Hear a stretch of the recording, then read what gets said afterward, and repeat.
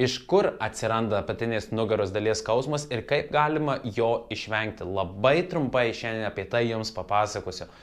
Pirmiausia, svarbu, kad reikia nedaryti tų judesių, kurie sukelia apatinės nugaros dalies skausmą. Tačiau, norint stiprinti nugarą, reikia daryti būtent tai, kas sukelia skausmą. Ir dabar kažkas jūs galvoja, ką? Ką tu nori tuo pasakyti? Todėl, jeigu jums suskaudo nugarą, kada jūs stumdėte baldus, bet jūs paprastai nestumdote, gal stumdote kas 5 ar kas 10 metų, bet kiekvieną kartą, kai vis stumdote, jums skauda nugarą, tai gal geriau tada išsikviesti, kad kažkas kitas tuos baldus jums perstumdinėtų. Tačiau, jeigu jūsų darbas yra stumdyti baldus, nešioti viską, tada jūs turite surasti būdą, kaip tą nugarą stiprinti. Pats paprasčiausias būdas yra pradėti nuo tų lengvų baldų ir vis po truputį sunkinti, kol jūsų nugara bus stipri. Kitas būdas, ką aš darau visą laiką, tai plaunant indus, man skaudėdavo nugarą, bet aš pastebėjau, kad aš būdavau susilenkęs toksai per nugarą. Tada atsistojant reikėdavo remtis į tą kriauklę ir bandyti išsitiesti. Lygiai tas pats galioja ir valantis dantis. Ką padarau? Tiesiog daugiau pritupiu arba valantis dantis atsiremiu į stalą ir nuimu apkrovą nuo apatinės nugaros dalies. Tai šituo atveju aš vengiu daryti tą judesį, buvimą susikūprinus, nes man tai sukelia skausmą. Tai ir reiškia, kad jeigu galite nedaryti to judesio, kuris sukelia jums skausmą, nedarykite jo. Tačiau jeigu jūs privalote tą judesį daryti, suraskite būdą, kaip galite daryti jį be skausmų. Kodėl tai yra svarbu? Nes mes dažnai, kada mums neskauda nugaros, mes nepagalvojame, kad vėl pradės skaudėti. Ir tiesiog darome vėl tą judesį ir vėl kažkada mums pradeda skaudėti nugarą. Dėl to, kada neskauda, reikia rūpintis savo ateitimi. Antras dalykas, kas yra svarbu, ką aš pastebėjau. Jeigu aš nejudu, nesportuoju, netlieku judesių pilna amplitudė ir daugiau sėdžiu ant sofos ar mažiau judu, tada man dažniausiai judėjimas sukels skausmą. Tai jeigu mano darbas kaip trenerio ir būsimo kineziterapeuto yra daug judėti, aš stengiuosi mažiau sėdėti, nes jeigu aš daug judžiu, tai man sėdėjimas gali sukelti skausmą. Jeigu, pavyzdžiui, mes kiekvieną vakarą pakrentam ant sofos, ta nugara yra išsilenkus, nesėdim jau ant sėdinkaulių, bet sėdim jau labiau ant kryžkaulio, tai mūsų kūnas prisitaiko prie tos sofos, prisitaiko prie daugiau sėdėjimų.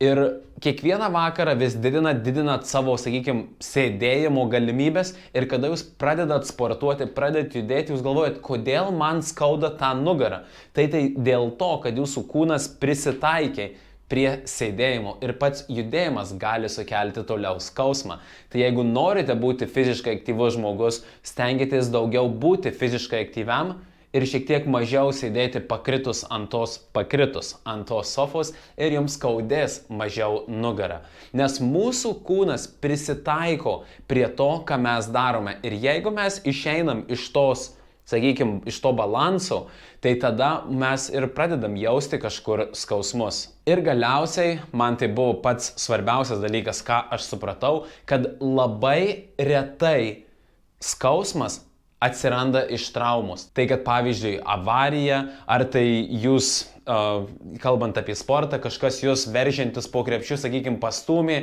ar jūs pašokot ir kažkas jums trenkė, kaip pavyzdys, taip, tai labai retais atvejais nugaros skausmas yra susijęs su trauma. Tai yra iki 5 procentų, nedaugiau. Tai 95 procentai apatinės nugaros dalies skausmo yra sukelti mūsų kasdieninių judesių. Ir įsivaizduokit, mes turime tokį, sakykime, tokią taurę, taip, kurioj, jeigu mes ją pripildom ir pradeda lietis per kraštus, tai reiškia, mes turime skausmą.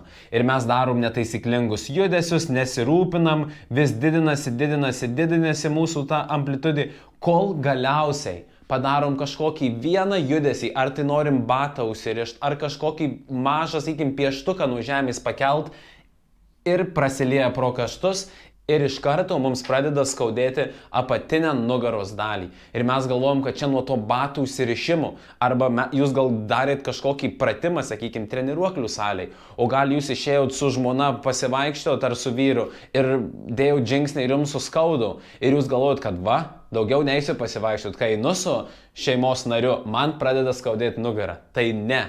Tai buvo ilgas laikas, per kurį jums kaupėsi apatinės nugaros dalies skausmas, kol galiausiai kažkoks judesys buvo paskutinis, dėl kurio jau atsirado nugaros dalies skausmas. Tai sudaro 95% nugaros skausmų, o gal ir daugiau. Taip sako apatinės nugaros dalies mokslininkas Stuart McGill.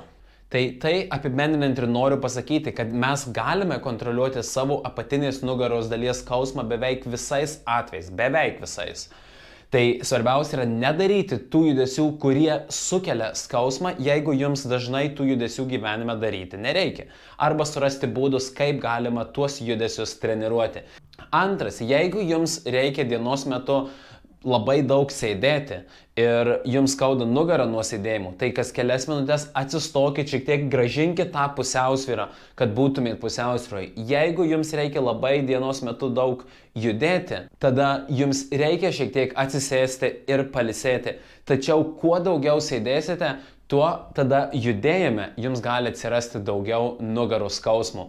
Ir galiausiai supraskite, kad visi judesiai, kuriuos jūs darote, nepagalvodami apie apatinę nugaros dalį, jums gali vesti prie skausmo, nes pripildysite tą taurę. Ir mūsų visų taurės yra skirtingos, vienų bus didesnė, kitų mažesnė. Ir tik išskirtinais atvejais jums skaudės nugarą nuo kažkokios traumos. Tai tos traumos, kaip minėjau, būna avarijos.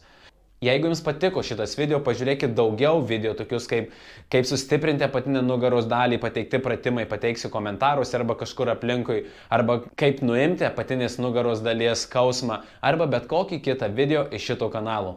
Ačiū, kad žiūrėjote, iki kito karto.